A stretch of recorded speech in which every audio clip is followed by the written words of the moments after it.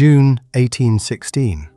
Across parts of New England and New York, farmers woke to frost on fields that should have been deep in summer growth. In some places, it snowed. Crops people were counting on were dying, and no one watching that sky knew why. That frost wasn't a one-off cold snap. Through the summer of 1816, unusual cold ran across large parts of the Northern Hemisphere, and much of Western and Central Europe got something worse. Cold plus relentless rain, straight through the growing season. It didn't land the same way everywhere. Some regions had a rough but survivable year. Others lost almost everything, and the pattern shifted by month and by place. But the trigger behind all of it wasn't in any of those skies. It was already a year old, and it was half a world away. By late 1816 and into 1817, the damage showed up in ledgers instead of thermometers. Harvests came in short across multiple European regions, and food prices climbed. In the northeastern United States, poor growing conditions cut into crops and squeezed households. Two continents, an ocean apart, hitting the same wall in the same year. That isn't coincidence. That's the signature of a shared cause. To find it, you have to go back 12 months. On April 5, 1815, a mountain on the Indonesian island of Sumbawa began to erupt, Mount Tambora. The climactic phase came 5 days later, on the 10th and 11th of April. This was not one blast.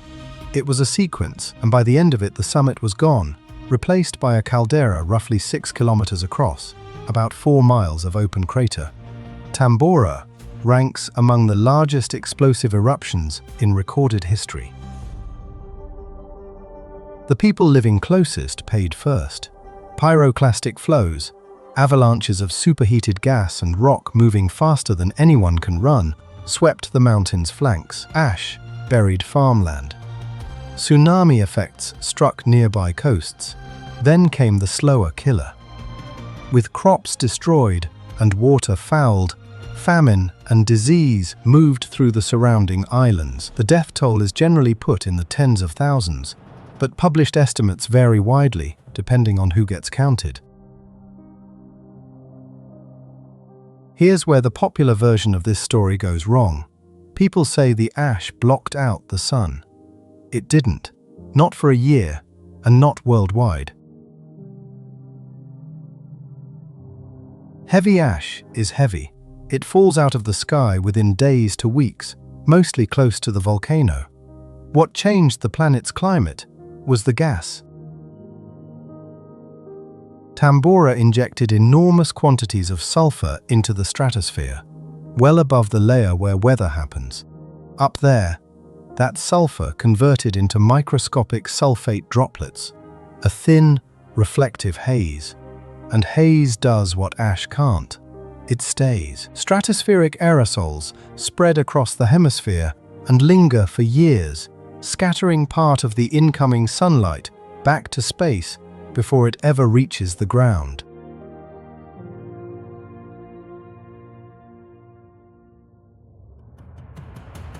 Less energy arriving means a cooler surface and shifted circulation patterns, which is exactly why the effects landed so unevenly. That's your answer.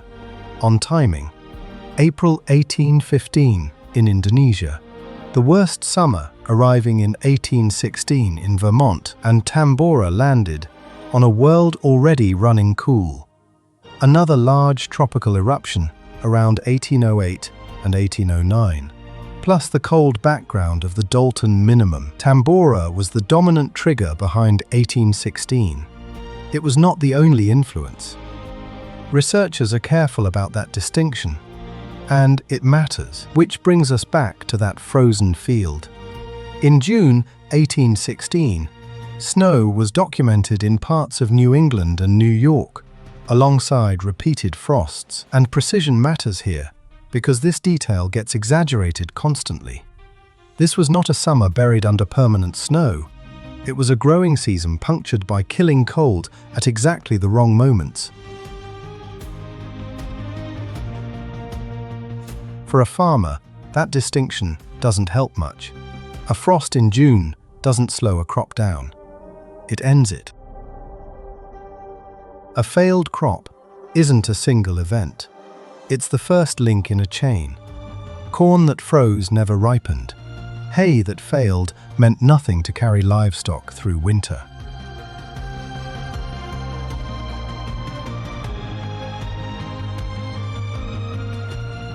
Which meant selling animals cheap or watching them starve. Grain prices climbed. Meanwhile, some districts and some crops came through fine, and others lost nearly everything. That unevenness is the real texture of 1816. Not a continent under uniform ice, but ruined fields sitting next to lucky ones. Europe's version of the disaster had a different shape. Much of Western and Central Europe wasn't just cold, it was soaked. Rain fell through the season on grain that needed sun to fill out and dry. Waterlogged fields rotted whatever the cold hadn't already stunted.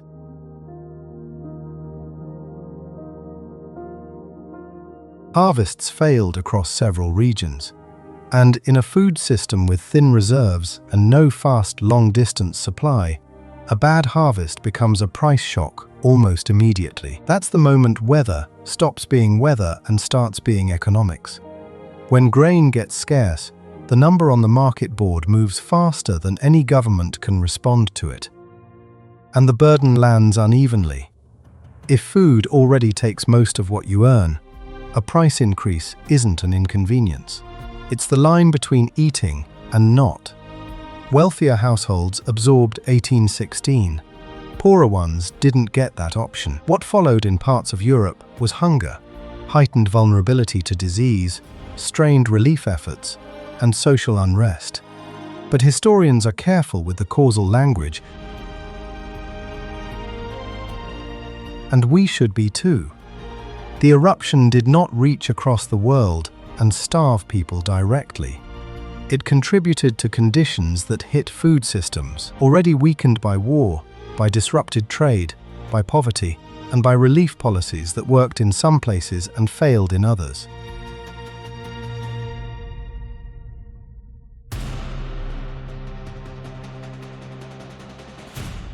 Because people didn't just absorb this, communities leaned on relief, on trade, and on substituting whatever food they could get, with uneven success.